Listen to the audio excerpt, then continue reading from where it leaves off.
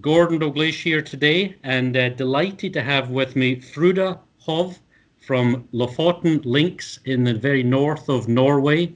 Frode, delighted to have you with us. Thank you for finding some time to be with us. Delighted to be here with you, that you have time to give me a call. Well, I tell you, I've been fortunate in the golf world, having grown up in playing golf since I was 7 in Scotland, and it always amazes me when I get to these curious and fascinating parts of the world where golf courses have been built and great golf courses and fun environments, and you kind of pinch yourself to, how did we get here? And I'm just absolutely intrigued by what you have created, how you got involved. And just to kind of give some perspective on it, Frode is sitting just now 100 miles north of the Arctic Circle at a golf course that became 18 holes in 2015. So Frode, your involvement in golf, was it the family? Was it your family, your parents, grandparents? How did you get involved in golf? The story started really when a friend of my father, he was in Scotland and he saw the golf courses there. He didn't play golf, but he saw the landscape and he saw the golf courses, and he knew my father's land, and he presented this idea for him. I was only 15 then, and that's really how it started. It started with an idea, I thought. So. The story was that, and they just put together a group of people that tried to get it organized and to get it financed, but they didn't succeed. It was the first at that time. It was only 2 golf courses, or very few golf courses in Norway, and there was no golf courses in northern Norway. So we were the first golf course to be built in northern Norway at that time. That was in '98. Oh no, sorry, this was in 1990. The idea started. So now, did anybody in your family play golf? This fella comes back from St Andrews or Scotland, and no, nothing like that. So the idea was more like to create something beautiful, something nice on the land, and it's always the guy who had this idea was open-minded, so he thought and he understood the connection. So the land has been in your family for 4 centuries? Something like that, yes. Yeah, something like that.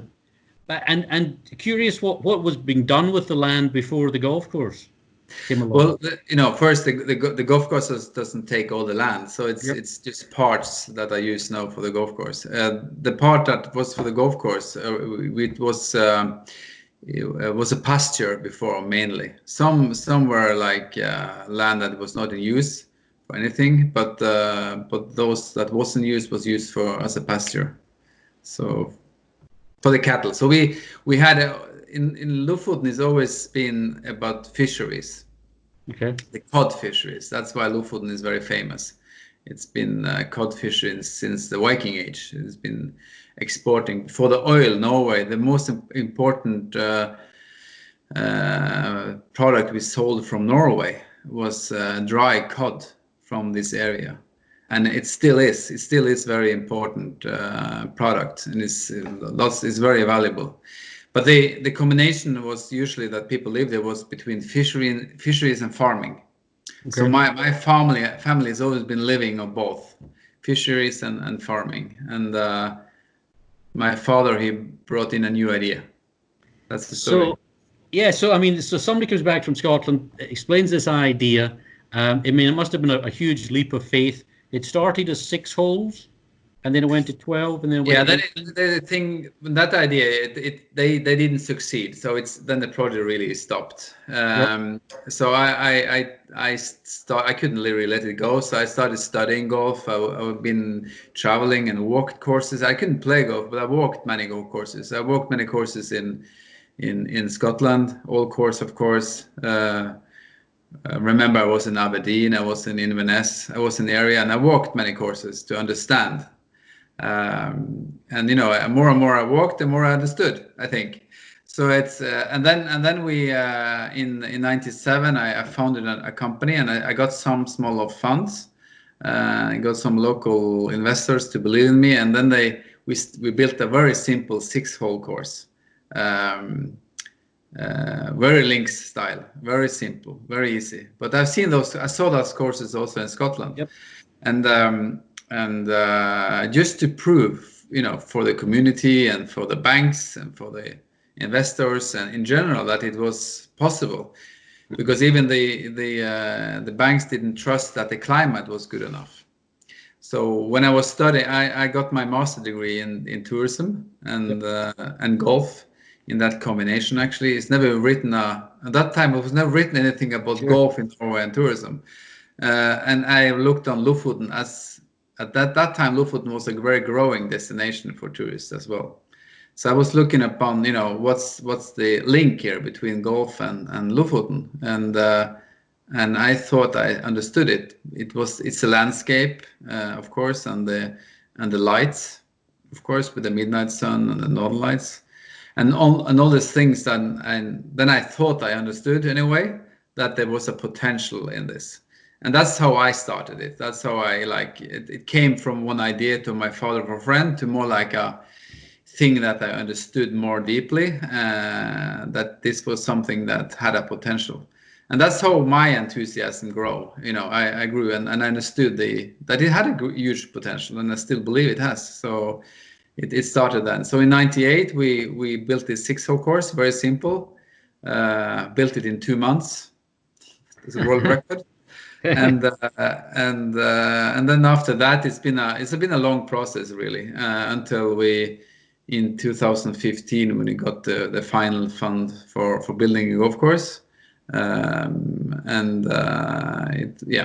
We started actually in 2013 building, 12-13 to build it. So it's been a long process, and now we are working still on different projects around the golf course, and also working on making it better all the time. Yeah, as you've discovered, no golf course is ever finished. There's always some tweaking that goes on, whether you're Augusta National or you're anywhere in the world. There's always I can do this or that. Always, yeah. But so you walked any number of golf courses in Scotland, and you kind of understood the opportunities with respect to your land. But from a business standpoint, when did all that kind of start to click together? I think it came then when I was studying. I think then I understood it. I understood that I understood why this could be special, and I understood while I was studying, and I wrote my diploma 1 year about this topic. And I went deeply inside, what creates a golf course, what makes a golf course attractive, what things should be there, and all these things, all this matters. So it's, but of course, it's always fun to see the theory go into reality. So to have an idea is one thing, but to see it develop, that's very satisfying. It's very fun. It's frustrating at times, but it's also fun. I mean, it seems from everything I've seen, it seems to me to be a combination, and this may well have been drawn before or shared with you before, but there's a golf course called Ocean Dunes down on King Island in Australia, which sits between Tasmania and the Australian mainland. Got a lot of rocky outcroppings. You've got a combination of Cabot Links up in Canada, which is very remote and isolated and has done a lot for the local community. So you've got these two kind of golf courses, and then you've also got kind of the majesty of Milford Sound down in New Zealand. So you've got this remarkable kind of combination of things that's come together that you find in very few parts of the world. So going back to the construction, you come up with you're building the golf course. You did it in first part in 2 months, but I mean there must have been some huge challenges to be north of the Arctic Circle. You're trying to build a golf course. You've got periods of complete darkness. You've got a rocky kind of soil to work with. How did you kind of? It's a pretty tough way to start your first golf course. It sounds impossible the way you put it. No, it's of course it's a lot of challenges. It's maybe the largest challenge is the know-how, because you need to import the know-how about construction and these things because you don't have it locally. But like if you look on the local site, we have actually a perfect site for building a golf course. We only used local material. We didn't blast anything almost. We only hole one. We done some blasting, but the rest is like fitted into nature. So that was also the architect, Jeremy Turner. It's always been the goal of the project. He also started in the start. He's been with the project since the start, and we always had this idea that we want to fit the golf course within the terrain and use the local material and this. But it's been a long process. It's always about resources, when you have a limit amount of resources as we had all the time. Then you have to be smart and do things well, and still you want to create this thing that you want to create, as it's fully. But so it's a combination of resources, but also the thing with the Arctic is that. The biggest challenge is actually the short growing season. Yep. So if I should pick one thing, it would be that. That's a challenge we have. Other courses you have maybe 2 windows or 3 or 4 windows to succeed with the establishing of grass. We only have 1. So Yep. we need to succeed when we do it. So it's very critical, those weeks we have when the grass needs to establish and so on. When it is established, it's like in Scotland, it's everlasting. You just need to do the right things, but we don't have any winter damage here because of the climate and things like that. So the bigger challenge is establishing of the turf, the grass. You've got the benefits of the Gulf Stream, correct? That the Gulf Stream can impact your climate, so you're relatively mild for your location in the world. In summer we are. You could say that we are very close to how it looks in northern Scotland. Winter it's much rougher here and tougher than there. We have frost and winter and no light for 2 months. So there's no sunlight. But usually it's not that cold. We are around even in winter. It's around 0 degrees, -2, 3, 4, up to +5. So we don't have. If you go more inland to Sweden or parts in the same latitude as we are, then you have -40 or -30. We never have that. So if you look over the 20 years we have been here, we have always played in every month of the year. There's been not the same year, but in different years we played in every month. Okay. So the membership. So I mean, you built the golf course now. How has the membership kind of grown? And from a business side, I mean, when a golf course that's basically 60 days of continuous tee times, and its location, it's got to be kind of interesting how that's also played out, and also the impact on the local community. Well, we have around more than 200 local members at the moment. We want more, so they are eager playing. But what we are aiming for is also like guest players. So that's our big ambition. We haven't gone there where we want to be yet. So we're working hard still.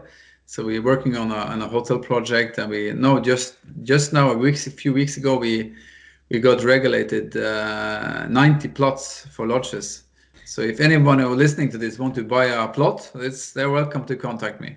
So now, is it mostly the Norwegian market, or are you finding folks elsewhere in Europe? Or I mean, it's in the market for playing here is all over the world. We have bookings, not this year, but normally before the Corona happened, we had bookings from all over.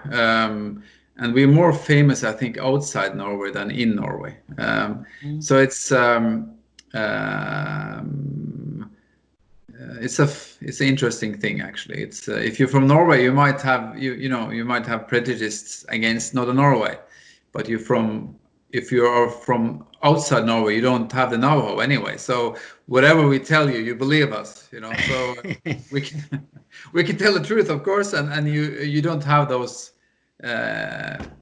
Thing that you might think about Norway before.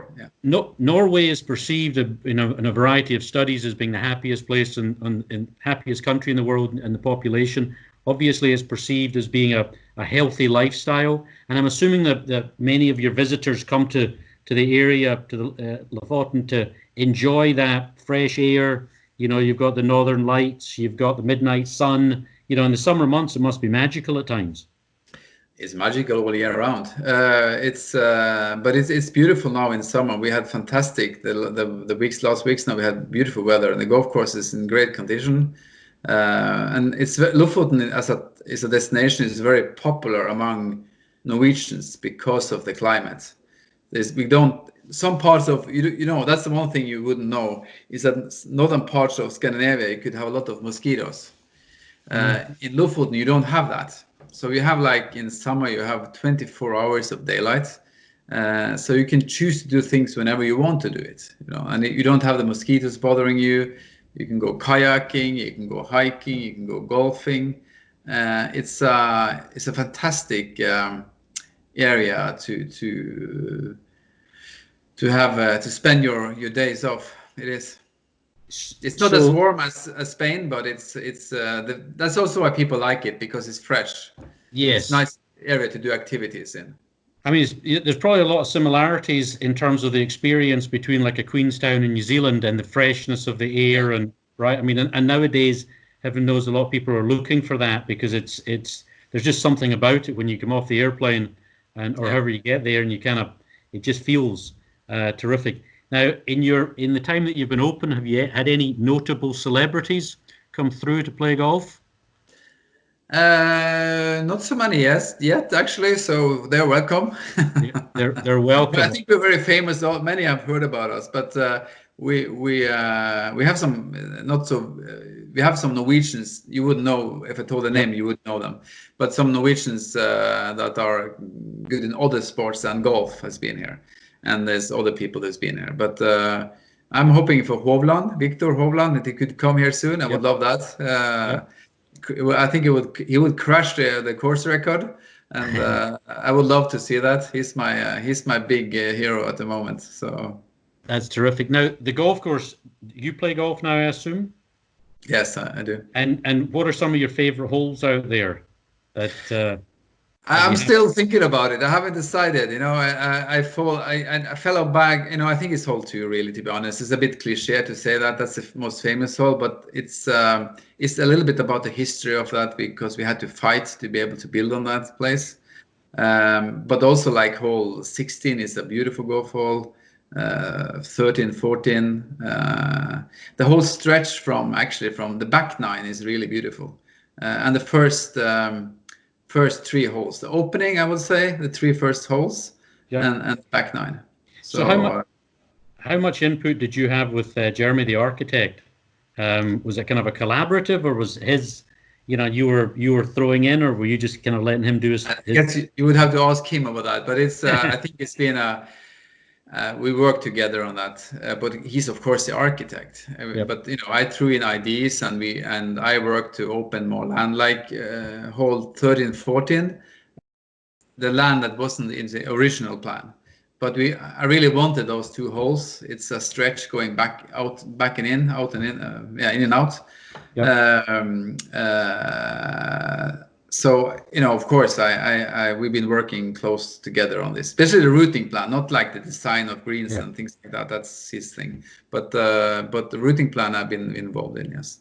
So what are some of the kind of the fun events that you try to build some club activities or member activities around? Whether it be Midnight Sun, or are there any kind of annual events that you've tried to create that add to the club, the experience? We have the Midnight Sun tournament every summer, of course.